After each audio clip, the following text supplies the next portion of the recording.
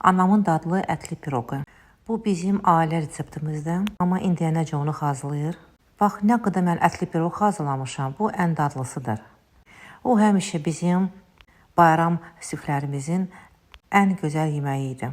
Haçan bizə qonaq gəlirdi, hər həftə sonu qonaq gələndə, biz gələndə, biz da ailə quranda. Deyən kimi mama qaçırdı kuxnyaya, mətbəxə və axşamüstü stolun masasının ortasında dayanırdı bu gözəl piroq. Ətli piroqun yanında həmişə brinçik olurdu, doğğa, qızardılmış kartof. Mamanın bir gözəl toyuq qızartır. Xamanı deməli sürtürdü üstünə, tomatlı bir yerdə.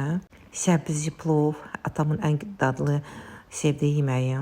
Atam hər bazar günü səhər-səhər gedirdi bazara və hər mövsümə görə meyvələr alırdı. Mütləq limonad düşes. Otururdu masanın başında, yanında biz. Mama heç vaxt stola oturmurdu, qıraqda otururdu, bizə baxırdı. Allah bütün analara, atalara, onun içində mənim anama, atama da can sağlığı versin. Mən nə retsep, sizdə like. 4 stəkan yarım un bura gedir, 350 qram kərə yağı, 200 qram xama, bir paşka kabartma tozu, 1 yumurta və 2 yumurta sarısı, duz, dövmə xəmirdə hamısını döyürük, 2-yə 3 gündəyə bölürük. Bu piroqun xəmiridir. Əti anam bişirir, soğan qızardır, bir yerdə ət maşından keçirdir. Ən dadlıdır bu.